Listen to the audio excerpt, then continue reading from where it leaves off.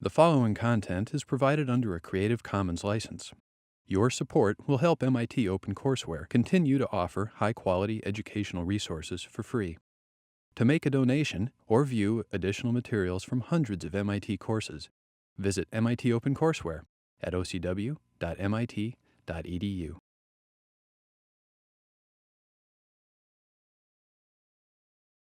So I guess maybe the lecture today is the one that is going to have the findings which, in a sense, are the most surprising, were the most surprising to me, and probably the most, let's say, unconventional, or that would upset the most people.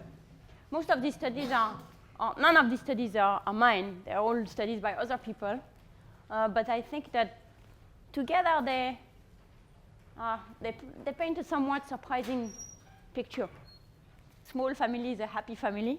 This is actually a bag of rice that someone took a picture of with the slogan, "A small family is a happy family," painted on it. That's a picture for from someone's travel. So most international public policy has been predicated on this idea that large families are bad, in particular bad for children. And the second one is this one, that poor people are unable to control their fertility. So that's kind of some of this maybe slightly despising view about what the poor can do. So here you have the social worker coming to the very poor, dilapidated house with a large number of children, and the mom saying, "But I take the pill every time I become pregnant, and it doesn't help." So that seems to me like a pretty good summary of where a lot of people are, explicitly or implicitly. And what I'm going to argue today, and not on the basis of work I've done, but on the basis of a lot of work that has accumulated, is that both of these statements are actually wrong. Not mostly wrong. So let's start with the beginning. Why does it matter? Why do we spend time on this issue? And why is it important that people get it wrong and to try and get it right instead? It's because these kind of views actually influence policies. So the first example is the sterilization policy during the emergency period in India. So what happened during this period? What was the story? There was this huge campaign for sterilization, and basically there were lots of incentives, or like hand drinking provided to ensure that people met certain quotas. So people, various policies, I think Muslim people were taken into jail and then forced to be sterilized. And it was just a very harsh technique to achieve a quota. Exactly. There was a huge, very fast campaign for immunization, for sterilization, which was very much driven from the top. Several million people got sterilized in a very short period of time. If you're interested in reading an account of the emergency period in India, that's actually a novel called The Fine Balance by Rohinton Mistry. It's a whole, full spectrum novel about the emergency period. Has some horrific description of those camps, so which are based on some of the accounts that people have given. So some of it, of course, is people were given incentive to be sterilized, but people were also sometimes given offers that they could not reject. So there was sterilization that was not voluntary. For example, people traveling on trains without tickets, which was a widely accepted practices at the time, were all rounded up and say, "You get sterilized now or else." Widely unpopular policy, as you can imagine. That was then when Indira Gandhi called an election towards the end of emergency, she was convinced she would win the election, partly because that's the problem of being all alone in power, that you don't understand that people, you have this, no one gives you the real view of what is going on. And she did lose the election pretty badly. And it is, of course, hard to tell, but it is widely believed that sterilization policy was part of the reason why she lost the election. And in fact, there was this slogan, which was based on a pun in India, kick down or kick out Indira and save your penis, which is based on the phonic analogy between the two. So that was a success in very immediate terms, and a very big failure in a longer sense, because because people in the rural areas are pretty reluctant of having anything to do with family planning. For example, there is this very safe way of providing family planning, which is an injection that is valid for 3 months. And that's very convenient, because then you can forget about it. You don't have to remember to take your pill every day. It's not very healthy, which is why people don't prescribe it so much, but it has the convenience of being very easy to use. And people are really not a big fan of it in India, partly because they're wondering whether it's some roundabout way to actually sterilize them. Worse than that, and we discussed that in the context of immunization, people feel that that other things could also be some roundabout way to try to sterilize them. And in particular, because Muslims were certainly a group that was particularly targeted during the sterilization wave in the emergency, Muslims are sometimes refused to take even things like the pulse polio drops on the ground that what do we know whether it's something like sterilization. So that's one example. Another very famous example is the one-child policy in China. So the one-child policy started in 1978, 1979, very brutally, because before that, Mao was actually in favor of Chinese people having many children, because that would constitute a large army of people to construct the country and to be strong and all that. But then they realized that, oh, we have too many people, or they believed we have too many people, and started the one-child policy. The one-child policy at the beginning was very strict, so basically you can only have one child. The second child, not only the parents get heavily fined, but in addition, the second child has no right. Can't go to school, can't get health care, can't get housing, can't get a permit to live somewhere. So basically, you don't want to be a second child. So it was very effective in terms of not having second children, but it had one consequences, which you probably have heard of, which is the ratio of boys to girls in China is completely skewed in the favor of boys. As of 1986, when Amartya Sen wrote his famous paper on missing women, it was 94 women for 100 men in China. And since then, it's only gone down and down, especially as abortion became available, and in particular, ultrasound technology to figure out the sex of the fetus. So now there is less infanticide, but more abortion.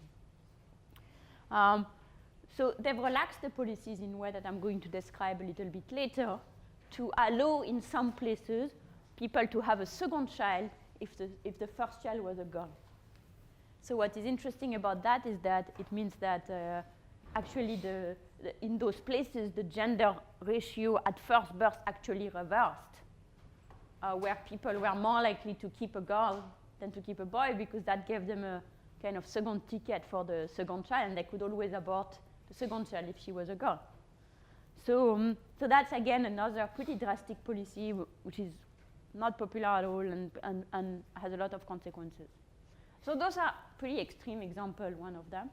But most of the poor people in the world live in countries where, at some level or another, the government thinks that the population is too big and it needs to be controlled.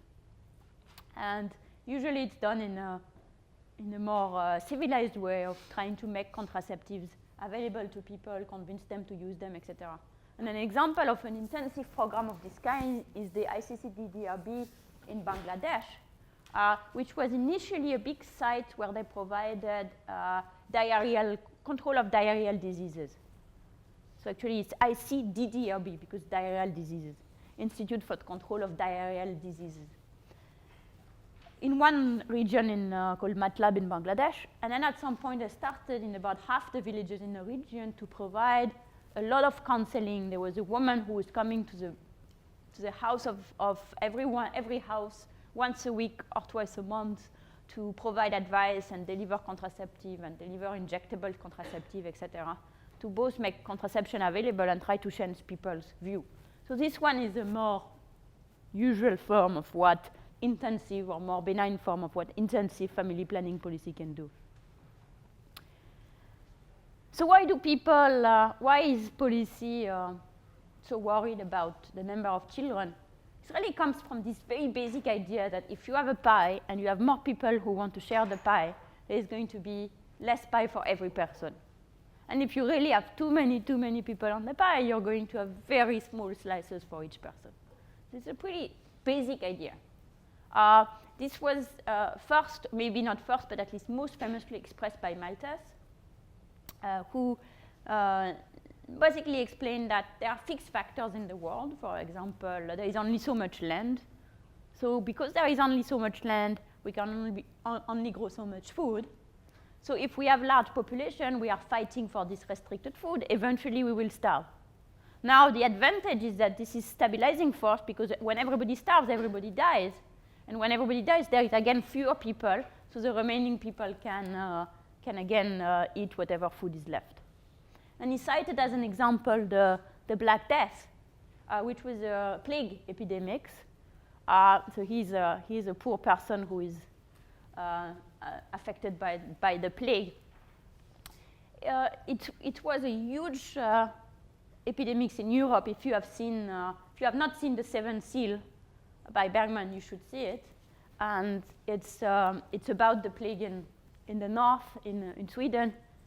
It was believed to have killed half of British population between 1348 and 1377. And Malthus explained that this happened, half the people died, and in the following century, wages kept rising. So that was for him an example of what was going on. In the book, we discussed a more recent incarnation of this Malthus view, and in particular, some analogous of the Black Death. What is it? The HIV and AIDS. So there is this professor at the LSE. Interestingly, Alvin Young was also in England, who makes the same argument, saying HIV and AIDS, of course, it's a bit bad because people die, but people dying in the end will free up productive resources, both because people are dying, so that fewer people. That's not great because the people who are dying of HIV/AIDS are mostly the active generation. So it's not great to lose those guys. But the remaining people also have fewer children. That should be good for GDP per capita. That's a bit grueling as an idea. And the question is whether it's true or not. So what is potentially wrong in Malthus's argument, like about this idea that we have a fixed pie, there is only so much land, we can only produce so much food, and if we have more people, there'll be less food for everyone. What's problematic with this idea? He doesn't leave room for innovation. So in the Green Revolution, population pressures actually spurred technological innovation that boosted food production. Exactly, it doesn't leave room for innovation. So the first thing is, when we write down a production function, we tend to write down the production function with a big A that multiplies how much capital there is in the economy, which multiplies how much labor there is in the economy. So that's our production function. The big A is this unknown thing, that we discussed last time when we talked about education. It's like the productivity, the innovation, etc. of people.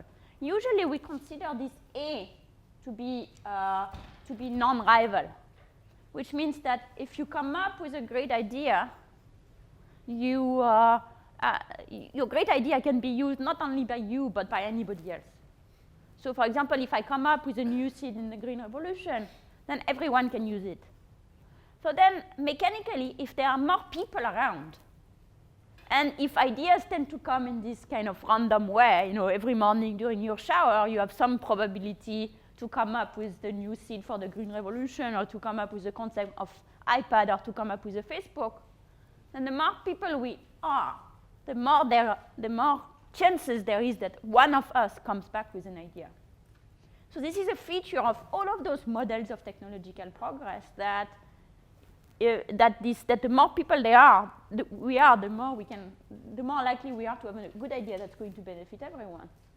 That's a feature of models that people generally don't like. They think it's a bit strange about it. But why not? At the end of the day, that's true. And then there is the argument that reinforces this effect furthermore, which is the argument you had, which is, in addition, if we're about to starve because there is so much population pressure, then that puts pressure on us to have more ideas. So that gives us all the right incentive to try and figure it out.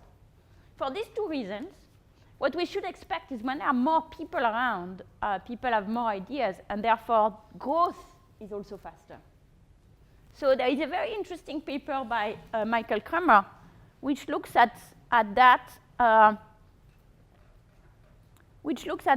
in the world. So this is population growth, 5 million BC to 1990. As you can imagine, the quality of the data improved a little bit between 5 million BC and 1990. And the data points in 5 million BC are a little bit scanty. However, what he does here is that he has periods of data. So his first point is from 5 million BC. It's estimated, obviously. Then the second might be 1 million BC. So that's a very long period of time. And then he may have annual data between 1960 and 1990. But what he does is for each period he calculates the annual growth rate of population in between 1 year and the next year, and regresses it here or plots it against how much population there was at the time. This is done worldwide. So this is population growth rate on population in billion. And what we see is the exact opposite as the Malthusian graph, which is basically the more people there are, the faster the population grows. And that's about linear. So the more people we are, the more population grows, which suggests that this idea of a fixed land is wrong, because I would go the other way, that there is no stabilizing force that brings back the population back to zero. And instead, it's the opposite that happens. So far, there has not been really any evidence that the Malthusian theory was right. In fact, we are many, many more people than we were in Malthus's time. And people are, by and large, much richer than they were in Malthusian's time, and eating much more and healthier and having longer lives. So it doesn't seem that if you look at the very short history of the world, you get so scared by what's going on here. And yet, this Malthusian argument, in a form or another, somehow never dies. It always keeps coming back. And interestingly, where it most recently came back, or more prominently came back, is in Jeff Sachs's book, new book, not the End of Poverty book that we discussed before, but he has a book called Commonwealth, and the subtitle is Economics for a Crowded Planet. So that's pretty much said it all. Planet is crowded, too crowded. One of the main challenges is population. This I took from his website, where he kind of advertises the book. Stabilizing the world's population is crucial to ensuring peace and prosperity on this already crowded planet. If we ignore this issue, we risk a massive and unsettling news purge, unbearable environmental pressures, and unchecked global migration. So the unbearable environmental pressure, that refers to exactly the type of limited resource argument that we can have in the Malthusian world. So what are the environmental pressure that he's worried about?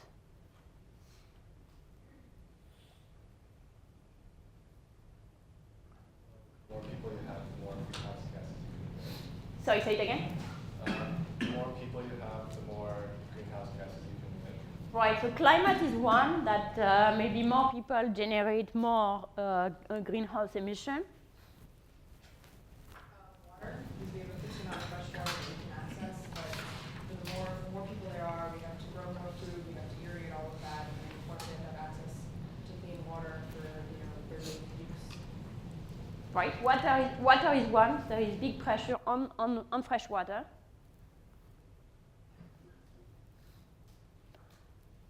What's the last? Yeah.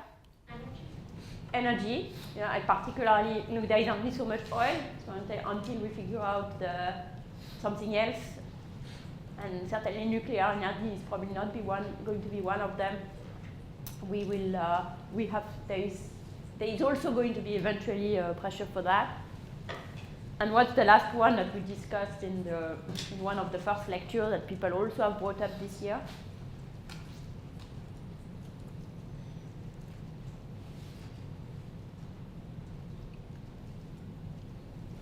Food?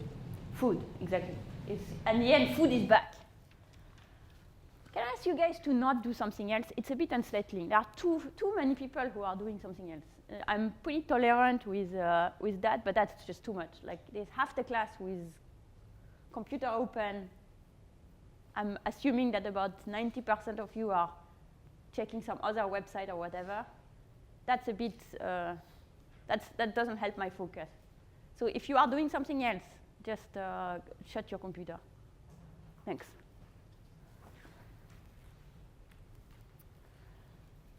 And so, is there any reason to worry about that?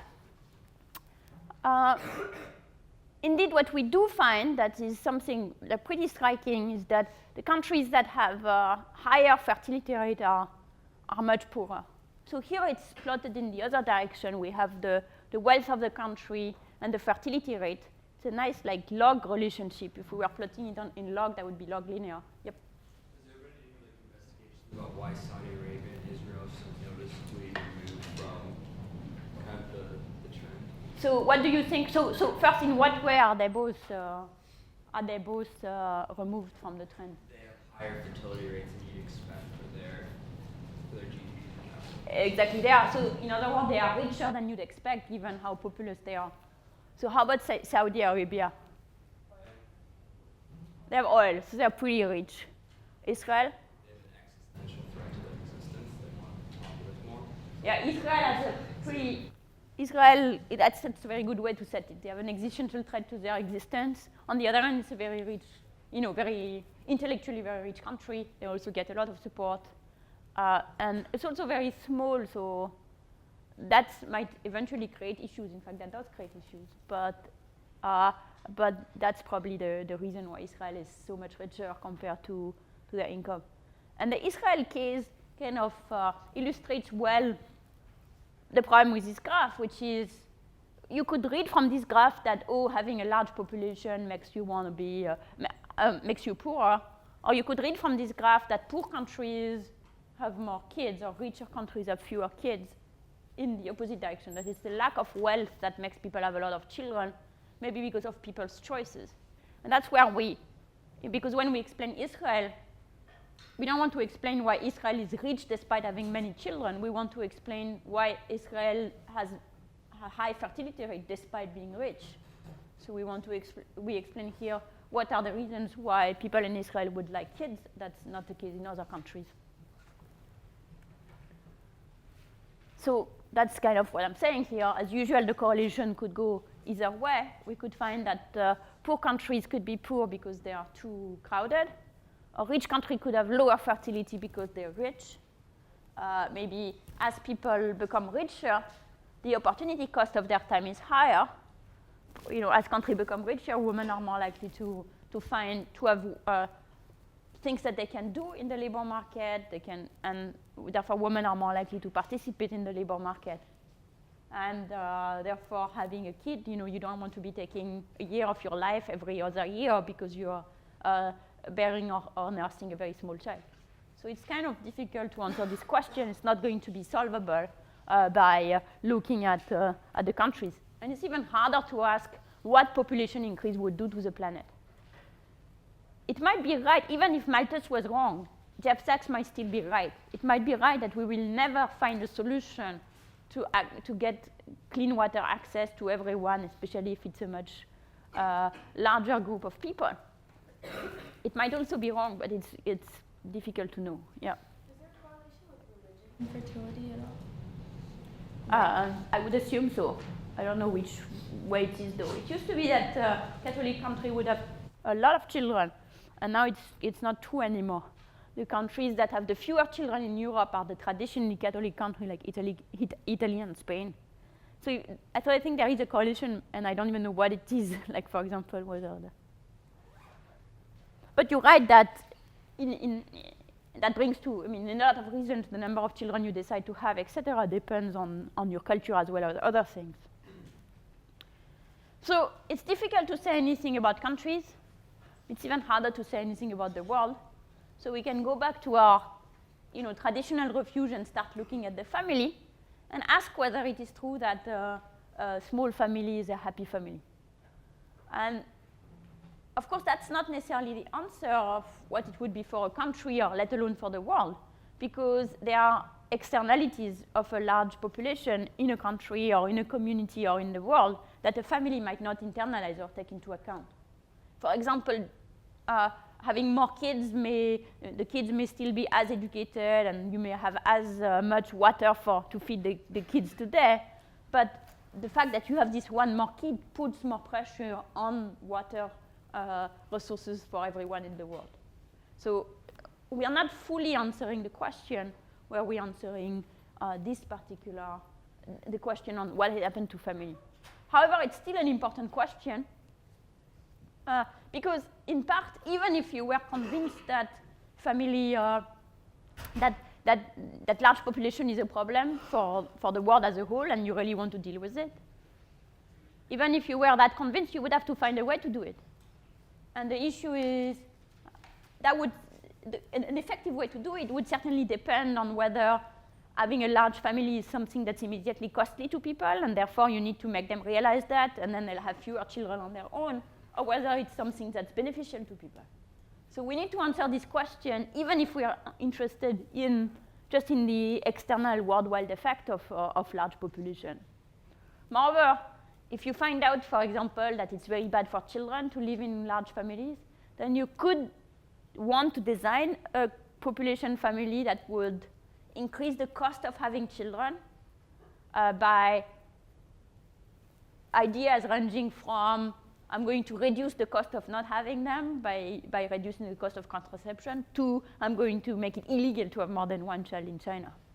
So if we consider that parents are not fully maximizing the welfare of their children and of the second generation, then we might be even more concerned. We might be even more concerned about a population policy for the sake of the children, even if we weren't very sure what it would do to the world as a whole to have fewer or more kids. So for these reasons, that's a question which is pretty much immediately important. And if you read Success books, Commonwealth, he is going to tell you very assertively, very authoritatively, is going to tell you that large families are bad for kids, that there is plenty of evidence that large families are bad for kids.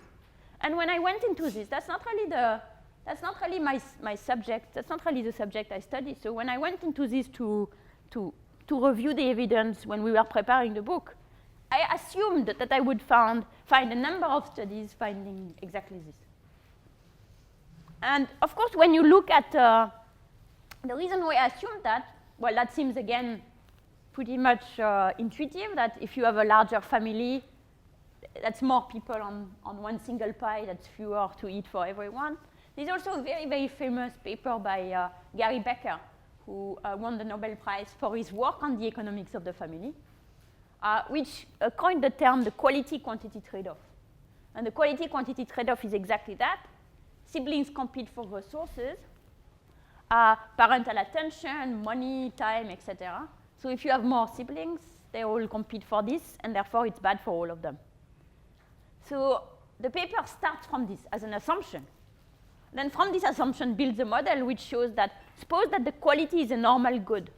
So you want more quality children when you become richer. Then as people become richer, they will move on the quality-quantity trade-off towards fewer kids of higher quality. So that was the paper's argument was not, the first one was the second one, which is given the quality-quantity trade-off, we should see that richer families have fewer children of higher quality.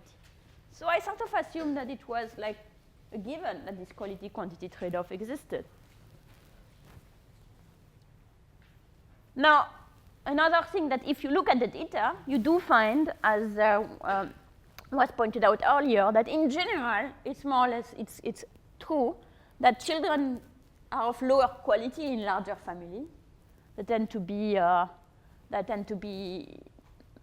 have less education, to be smaller, etc. when there are more siblings. It's not even always true, but it tends to be true. The problem, of course, is we can't look at that because even in Becker's model, he just explained to us that because there is this trade-off between quality and quantity, the families where we are going to see many children are precisely the families which don't care so much about quality. So even if we manage to force them not to have many children, they would still want lower quality children. They would spend their money in other things than quality children. That goes back to the first concept we saw when we looked at program evaluation, is this idea of potential outcome. The potential outcome, the potential quality of the children born in large family is lower than the potential quality of the children born in small family, keeping the family size constant. Just because the people who have large families in Becker and Tom's world are people who care less about the quality of the children. I don't know if that is right, but under this model that we are trying to test, that would be right. That means we cannot look at just the correlation. More specifically, we know that poorer families are larger, and therefore it is likely that large families correlated with poverty, which would make children less educated for all sorts of reasons. So what can we look at? We need to look at things that somehow have forced families to be larger or smaller than people wanted them to be. Or we need to look at policies that made it easier or harder for people to control their family. So what is a thing that makes your family bigger than you may have planned it to be? Having twins, yes. And what is another one? In some families, in some countries that consider that they really want to have a boy, let's say, their first child is a girl, they're more likely to have more children because they want to have children. Exactly, the gender of the family. So specifically before sex selection was available, gender is more or less exogenous. Or in places where people don't do sex-selective abortion, gender is more or less exogenous. So if you really want a boy and you have a girl, then you're going to have one more child. This means, by the way, that girls tend to live in large families, which could be one reason why girls do worse in life than boys. Not because people treat them worse once they are born, but because they live in large families. Now, another thing related to the gender of the children is that in a lot of cases, people want to have a mixed composition. So for example, in the US, you are more likely to have a third child if your first two children were of the same gender, say 2 boys or 2 girls, you're about 8% more likely to have a third one. And that, again, conditional on the gender of the first child, the gender of the second one is random. In the US, assuming people don't abort kids based on their gender, and therefore we can use that to look at the effect of a larger family size than you would otherwise have had. Because now we have 2 families that are all exactly the same, except one of them ends up with 3 kids, one of them ends up with 2 kids, either because of a twin at the second birth or because of this gender selection. So of course, with the twins, we cannot look at the twins themselves. Why? Looking at the twins themselves would be problematic.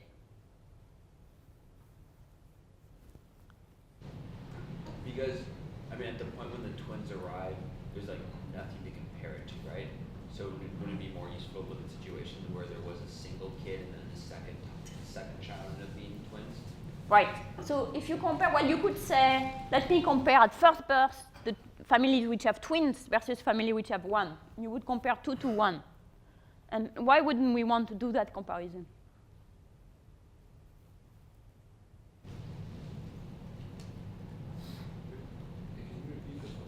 So suppose that I want to use twins and I'm saying, let me focus on first birth. And I'm going to compare all of the kids that are born as single children and all of the kids that are born as twins. So the twins are 2 and the single children has 1. Is this comparison valid?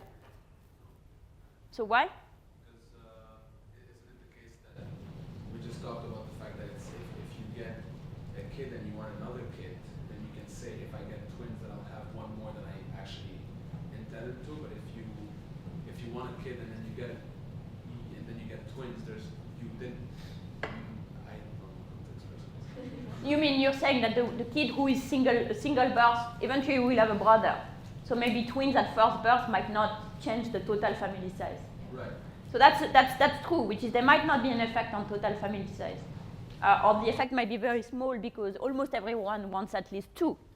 In which case, if we go with Dax's idea of saying, let's look at the second birth, then you move from 2 to 3, and not maybe there are fewer kids who would want 3. That creates a bigger impact on family size. That's right. And then there is another problem with twins. Pretty obvious, like direct. You guys are overthinking it, yeah. I don't know if this is it, but I think you could compare it to kids who aren't twins, because if you're a twin, you probably get fewer nutrients, so you're less likely, especially in countries with poor families, they're less likely to have this potential. Yeah, exactly, that's the problem. Twins are fragile. Even here, they are born with lower birth weight, they are more easily premature children, and even more so in places where the healthcare might not be so good. So twins are in general weaker. So if we go back to your point and say, well, maybe the family size is the same at the end between a family that has twins at first birth and a single child at first birth, you end up with 3 regardless, say, or 2 regardless, but there might still be a difference between the twins and the non-twins just because the twins were born weaker. Can't you adjust for that? How? I don't know, if you have like data on the average wealth of twins versus the average wealth of So it's not only the wealth, but it's also the wealth would be the same, but it's more. So you could adjust looking at birth weight, for example. So some people have done that, to look at the difference between twins and non-twins, comparing for birth weight, and assuming that birth weight completely captures the fact that twins were in a more adverse in utero environment. But another thing you can do is to do what was suggested before, which is to say, let's look at the kid who was born the first one, and then at the second birth he gets either 1 sibling or 2. Then that's a shock for him or her. And he or she is no different. It's the same child. But, and the first few years were in the same environment, but suddenly there are these 2 kids who are coming instead of 1. So that gives you a shock. Yeah, Ben. Isn't it also difficult to look at the relative treatment of the children because there is no prior child to look at? So like we have twins in the first trial. They're born at the same time, they're the same age. You can't say one education or but the parents did something completely different than they would have done otherwise. Yes. So here, what you do for knowing what they would have done is looking at a single child in other family, and saying that getting twins is random. So they would have treated them like people generally treat their single children. But the problem is that probably they wouldn't because they are twins and they're very fragile. Whereas if I look at the first child is the same, but then he's in the family of 3 or in the family of 2.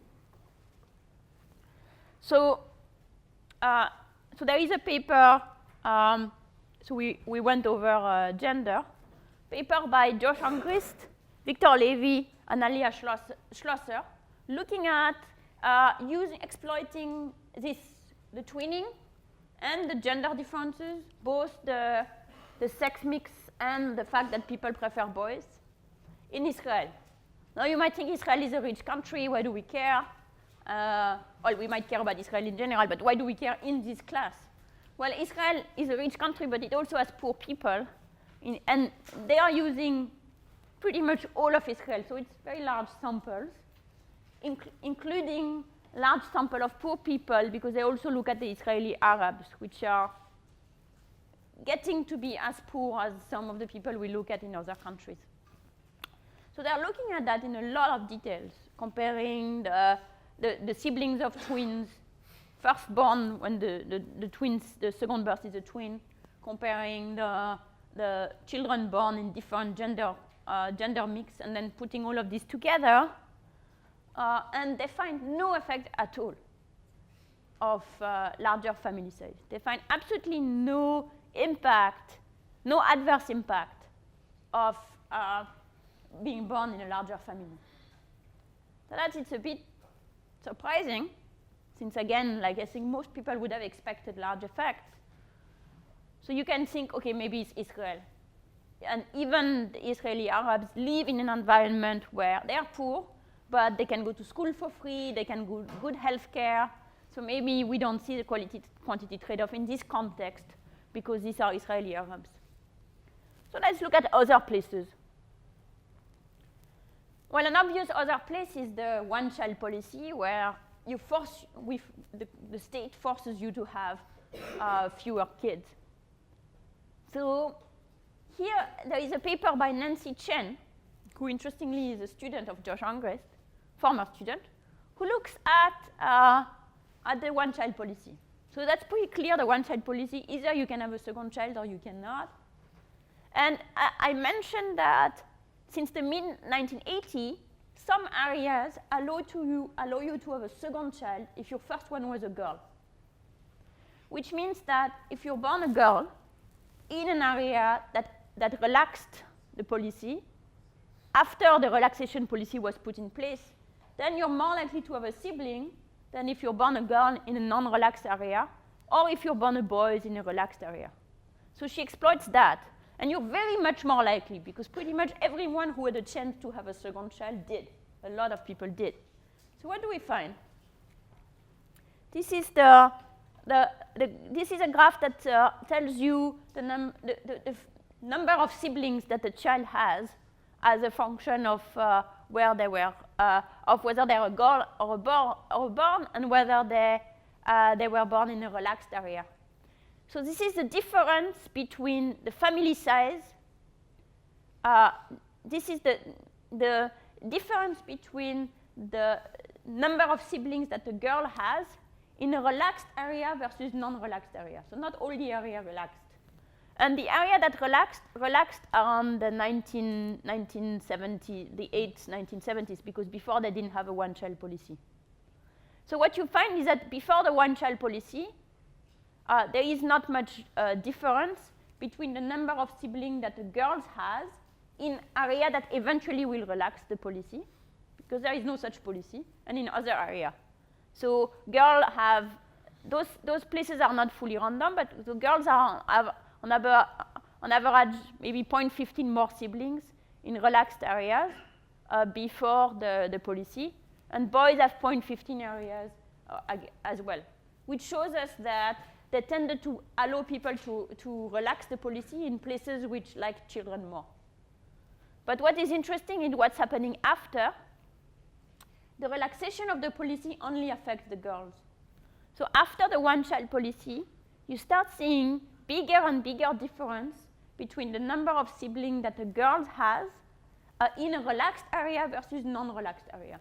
And towards the end of the period where most places which got relaxed had passed the laws, a girl had on average about half more siblings in places that did pass such a law.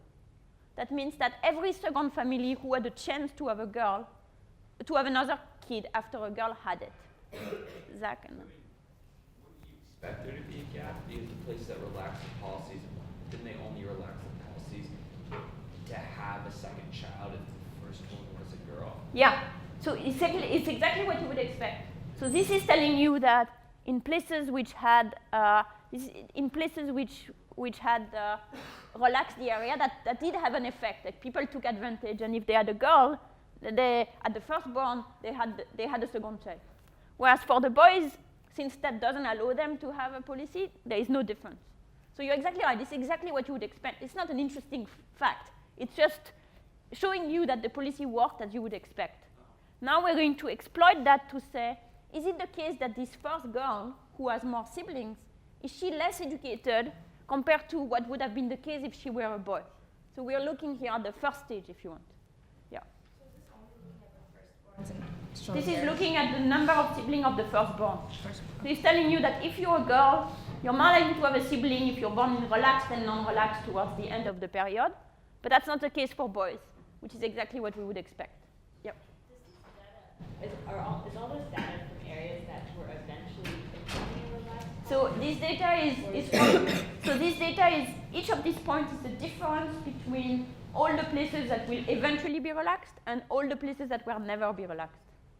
So all these points are already differences. But the reason why it keeps increasing is that it's the difference between places that will eventually be relaxed, and some of them got relaxed only towards the end. And that's why the difference keeps increasing. Does that make sense? So each of these is a difference, and it's telling you that if you look just at this point, in 1981, if you were a girl born in a relaxed area, you had about half a sibling more than if you were a girl born in a non-relaxed area. But for boys, you had only a tenth of a sibling more. Like, strictly speaking, 0. So Zach is exactly right. There's nothing particularly interesting there. That's just the basic fact that we are going to rely on to now show we are going to run the exact same analysis for the firstborn, not looking at their number of siblings, but looking at their education. So if having more siblings is bad for your education, what would you expect the shape of the equivalent of this red line? It would be decreasing, because the later you were born, the more it is likely that you have one more kid. And in fact, what do we find? We find that it's increasing, and moreover, it's increasing for girls, but not for boys. So towards the end of the period, girls born in relaxed area are actually more educated than boys born in relaxed area, compared to what happened in a non-relaxed area. Yeah. Do you understand what the y-axis is? The y-axis here is it's the difference in the years of education between relaxed and non-relaxed area. So it's saying that the relaxed area probably were poorer because the kids at the beginning of the period tended to be less educated in relaxed and non-relaxed area. And at the end of the period, it's towards 0. So the more kids you've had, the more education you've had. Exactly. The more siblings you have, the more education you get. Remember, it's not going from 1 to 8. It's going from 0 sibling to half a chance of a sibling. Yeah. So how much more education does that translate into? Because if, for instance, you have a first child that is a girl, and then you wait, say, 6 years, so the child has a year of school, which you otherwise may not have gotten, and then you have a second child, then you're still not actually trying to educate your child anymore. You're just still investing in the children that you have. Can you rephrase the question? I mean, if you have 2 children, let's just say you're apart, you send them both to school, whereas if you just were stuck with one child, how do I explain this? I feel like, does this show at all that there was intent to educate these girls who were firstborn? Or does it just show that they were investing in the child that they had while they had it, and then once they got a second boy, they started investing in the boy?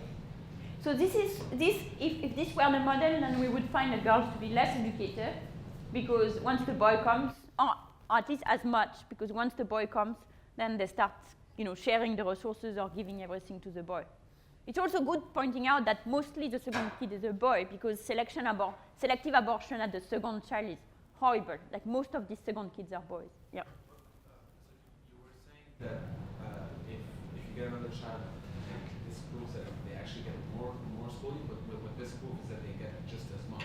Oh, well, this is the idea of starting from the differences.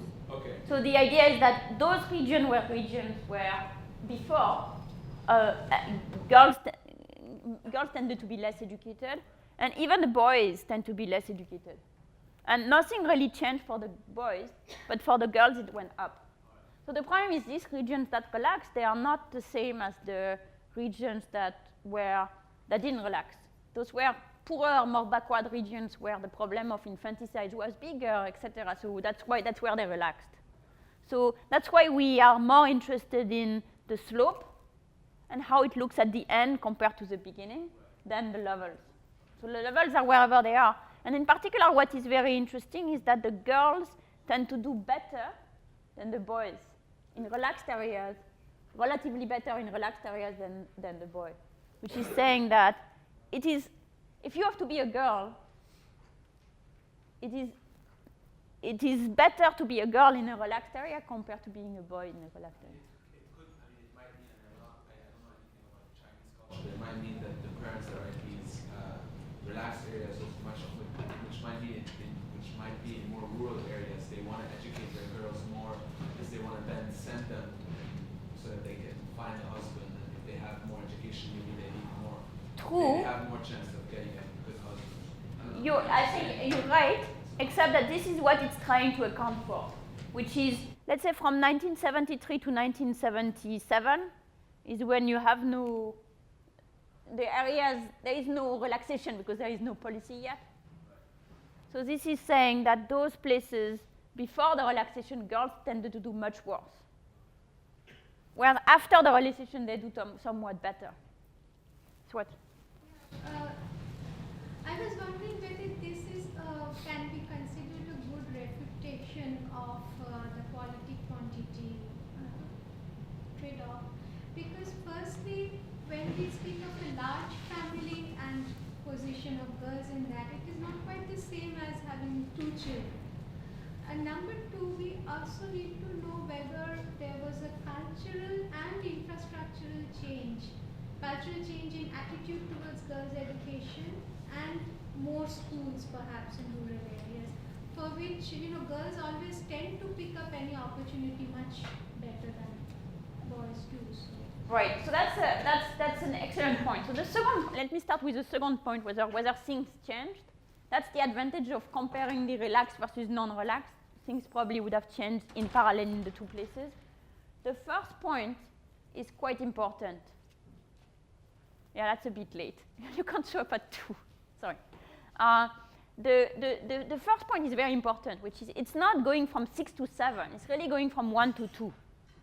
And it can be that, so there are 2 things that are relevant here, something which you also kind of alluded to earlier. One is maybe, we know that being a single child is not that much fun. And maybe going from 1 to 2 is good, but going from 4 to 5 is bad. So maybe we're not learning about what we're really interested in, which is whether families should reduce from 5 to 3, but by looking at the 1 to 2, at the 1 to 2 phenomenon. So that's very, very true. The second thing is all of these children are girls who are acquiring a brother. And in a culture which is not very favorable to girls, it might be very good to have a brother for a girl because then the family is going to send the kid. I think that's kind of related to what you were saying anyway. Family is going to send the little boy to school. Well, I might as well send the girl with the boy anyway. Instead of competing for the resources, people actually drag themselves. You need someone to bring the boy to school, and there you have the older sister. That's kind of convenient. So what we're learning from this might not be actually, I think we are learning that having a second child, for girls in China, having a brother was actually a good deal. But whether this is telling us about the quality-quantity trade-off more generally, I think that you're right to be suspicious. I was just wondering if there's selection bias. So for families that have a boy first time around, is it possible that there still is a genocide going on, and that so if there are 2 children, it sort of shows that you value girls and would be more likely to send them to school. Does that make sense at all? Right. Yes, you might have this problem, and it would become a problem if the selection bias changed over time, which is, say, at the beginning you have no selection bias because there is no abortion. Towards the end, you have more and more abortion, so the families that still have a girl are the ones who care more about girls.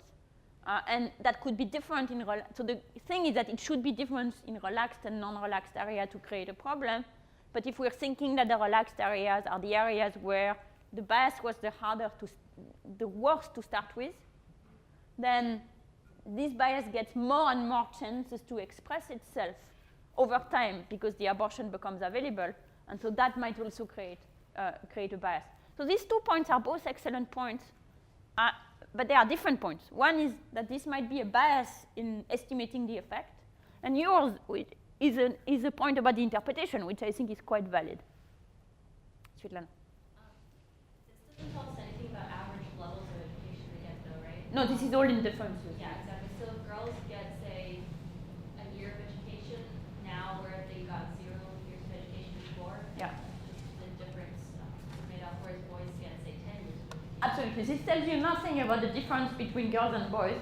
This just tells you that whatever this difference was, and whatever this difference, it used to be bigger, the worse, girls used to be more disadvantaged in relaxed areas before the relaxation happened and after. I was just thinking, like, if for boys there's no change, but boys are still getting a high level of education, this doesn't really say anything, but also if girls were getting 0 education and now are getting 1 year, that also doesn't, that's significant. Right, so we are, that is always like whatever the outcome versus the, it turns out I think that in China, once they're born, it's not that girls and boys get very different level of education. So in that sense, that's, I don't know what the levels are, but I don't think they're quite different to start with. So those are all excellent points. So all that to say that,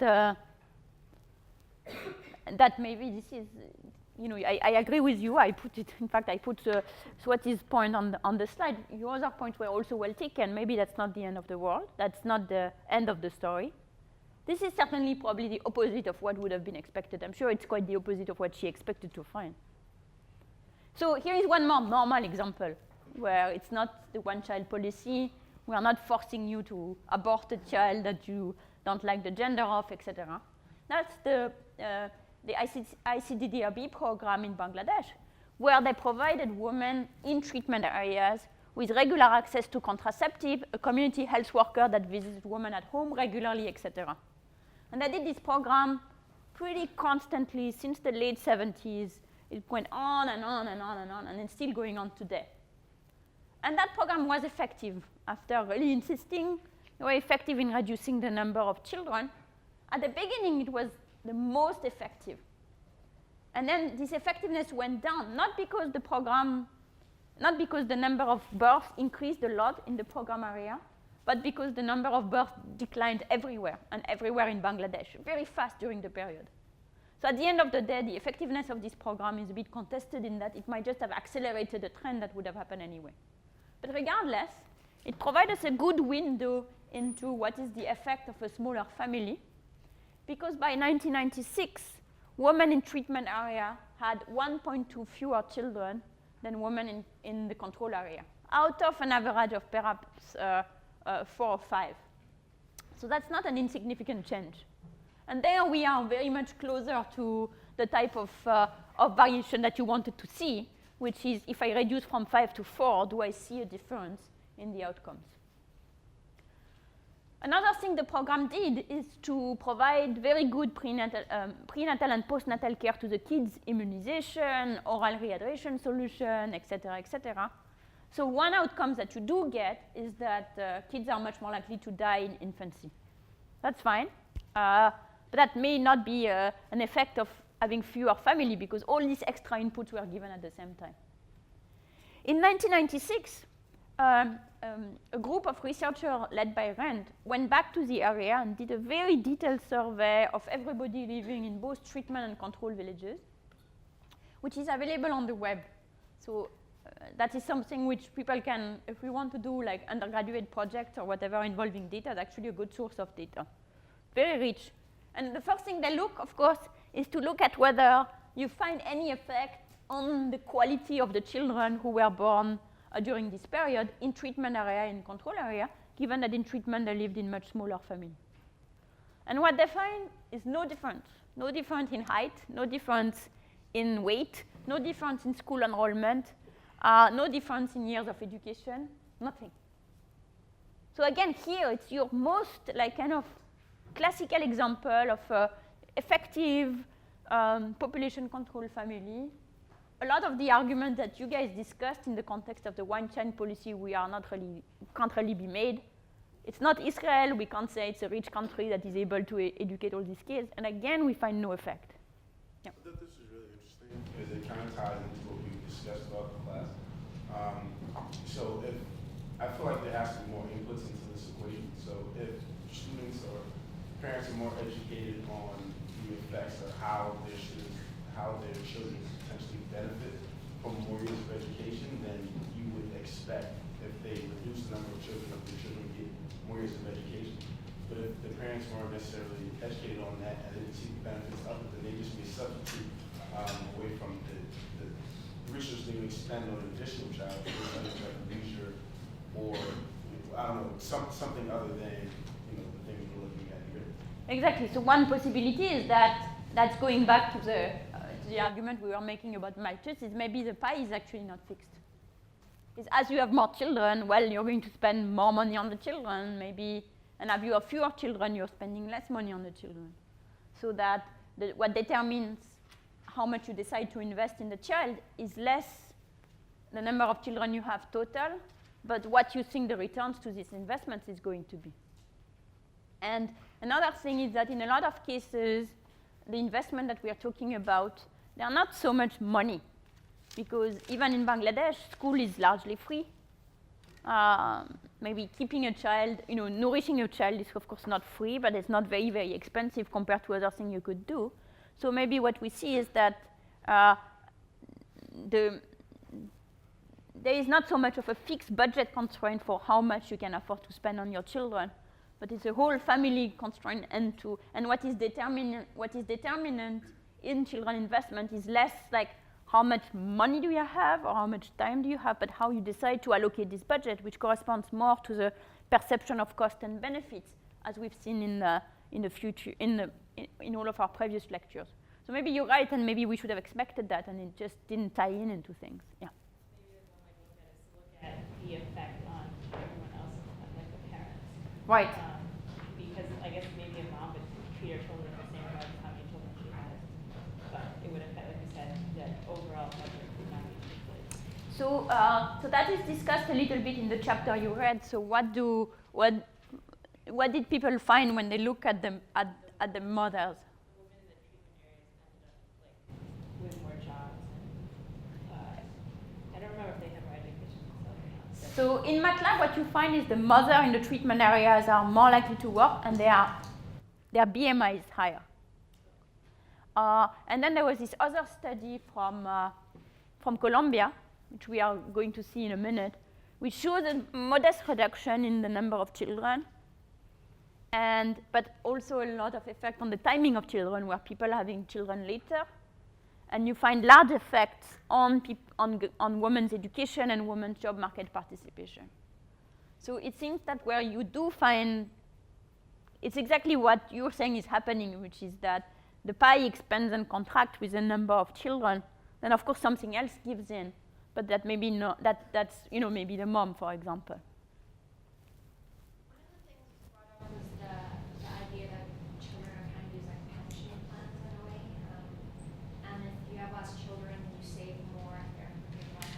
Has there been any studies like looking at like more government or like a difference in governments, if it's more of a socialist government and how much like social security they give, and then relate that to fertility? So it's a great question. And the quick answer to that question is surprisingly no. So if you've read the book carefully, you notice that we talked about the effect of family planning, and we talk about the effect of culture, of social norms and stuff like that, which I'm going to do in a minute. And then when we want to talk about economics, we start looking at the opposite result, which is people who have more children save less, or people who have fewer children save more. So we switch the equation suddenly, and therefore we don't provide evidence that if there is a social security introduced or better insurance, apparently people have fewer children. We make the argument, but there is nothing, we actually have no study that directly supports this argument. We only have the opposite studies, that people who have fewer children save more. And so that is lacking. That I think is actually would be a very nice study to do.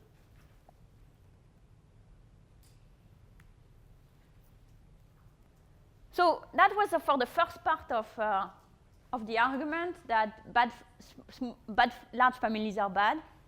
And so by the end of whatever literature there is right now, we're yet to see any smoking gun for that one. The second part of the argument is people cannot control their fertility. The the not so nice version is the cartoon I showed you, where basically they can't control their fertility because they are idiots. And the nicer version, at least the more politically correct version, is they can't control their fertility because access to contraception is difficult. So let's test that. What's the impact of making contraceptive available on reducing family size? And I mentioned that program a moment ago. It's a program that was introduced by Columbia by a young doctor. Well, eventually he aged, but at the beginning he was young. There was nothing before him. And there was a big reduction in fertility in Colombia between the time that he introduced this program and when it was fully expanded. Fertility in Colombia reduced from about, you must remember that I showed it yesterday, 7 children per woman to about 3 children per woman between the 1960s and the 1990s.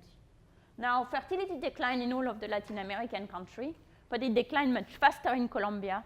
Colombia used to be the country in Latin America with the highest number of children per woman, and it switched to being the one with the lowest number of children per woman. One of the, I think it was the second highest and went to become the second lowest.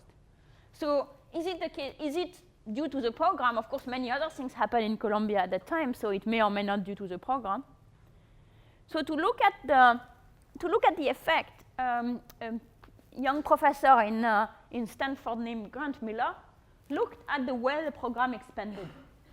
And what he argued is that the doctor had limited resources, and he didn't have a strong view about where the program should be put in place because he wanted the program to be put in place everywhere, anyway. So whenever he had a chance, somewhere he would go. So what he argues is that we can compare women who had access to women who didn't have access at various periods in their life. And then, because you don't want to fully believe this argument, he says, well, that's fine. Let's also look at how this changed over time. So let's compare a woman who was born later in places that got the family program later to a woman who was born earlier in a place that got the family program later. So the second woman didn't get to benefit from the program, and the first did. And if you combine the two sources of variation, you get some idea of what was the effect of the family planning program. Very much like the same kind of strategy that we used for the one-child policy in China. So here you have the results. First in log number of births, so it's telling you it's 10%, that's 10%, 11% fewer children per woman who got family planning access. Maybe it's easier to look at this one, which is the number of births, of kids born to a woman. This is when you just assume that the program is randomly assigned, so compare places which got the program early to places that got the program later. This is controlling for inherent differences by using the expansion. The results are very similar, so we can focus on this one. And that tells you that having access to the program when you're young does have an effect, very significant effect. That's the T statistic. 6.4% divided by 0.004, the T statistic is to the roof. That's extremely significant. Shows you that a woman who had access to the family planning when she was 15 to 19 has about 6.4% fewer children. So that's very significant, but is it very large? It's very, very small. It's less than 1/10 of a child per woman. So it's like, like that much. It's not a big part of a child. So it's not a very big effect, even though it's very precisely estimated. The biggest effect are obtained for teens, people who got the program when they were teen, and then still when they were 20 to 24 and 25 to 29, and then of course the effect become lower because after 35, most people have completed their fertility. So what this tells us is that yes, there is an effect of getting access to contraception, but it's tiny. It's tiny, tiny. It's like 5% of a child. That's not a big effect at all. And in fact, that corresponds to a very small part of the overall trend in fertility reduction in Colombia at the time, about 1/10, maximum 1/10. So this wasn't a very big deal. So was this unique? It was not very, very unique. Other programs estimated in Indonesia with the same same type of idea, found no effect at all. But I already spoke to you about the MATLAB, the ICCDRB program in Bangladesh. MATLAB is not only a software program, it's also a place, which is the place where they did this program. And in MATLAB, I just told you that the fertility got reduced by the program. But there's 2 points to make about MATLAB. Number one, it was a very intensive program where someone came to the house every other week. It's also a place where a lot of women were in parda, so they were not allowed to get outside of the home. So it was harder for them to access the contraception or even to know that it was available. And these community health workers were very dynamic, very forward, young women that were going to everybody's family and really trying to convince them. So you would think that the MATLAB program is something else than access. It's also changing people's preferences. That's point number one. Point number two, as I was saying a minute ago, initially the effects were very large, but then the effect in differences between treatment and control decline and decline and decline, because everywhere in Bangladesh, including in the control area, fertility declined anyway. So this is an extremely expensive program, which by the end of the day just accelerated a trend that happened in Bangladesh where the reduction in fertility was huge over the period and seemed to have very little to do with this program, but everything to do with other things that were happening in Bangladesh.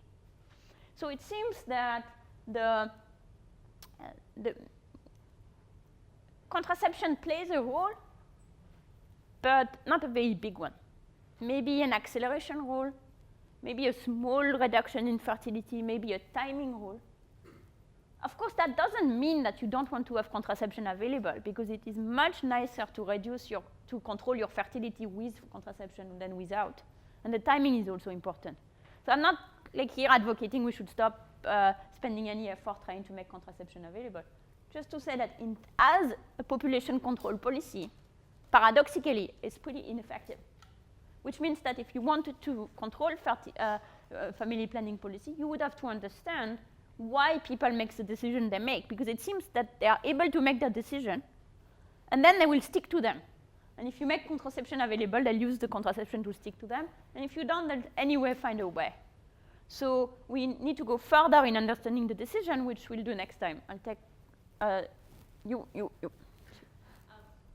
small comment, maybe it's possible that just because the program was in place, everyone heard about it, and this brought this subject of not having as many children closer to mind, and that helped anyway, despite not directly helping. Yes, so we'll discuss that, except that I don't think the discussion went much further. In fact, there is a paper I'll discuss briefly next time where it sounds that the discussion is very narrow. It's like people from your compound, and you discuss with them. Even within treatment villages, we see the differences. Yep. So my question in the same vein that, is that the kind of acceleration that you're talking about, that having this program in place causes the rest of the country to have? No. What I'm claiming is that if no one had done any program in MATLAB, fertility in Bangladesh would be today what it is. MATLAB is a very small place that certainly didn't affect the rest of Bangladesh. But what happened is that it was faster in MATLAB because of the... That said, both of you make a good point about social norms that may have shifted in part. I think MATLAB was too small to make any big impact on the rest of Bangladesh. So what it did is that people were running a race in the family reduction, and the MATLAB people arrived a little bit earlier, but they didn't arrive much faster. You had a point? Yeah.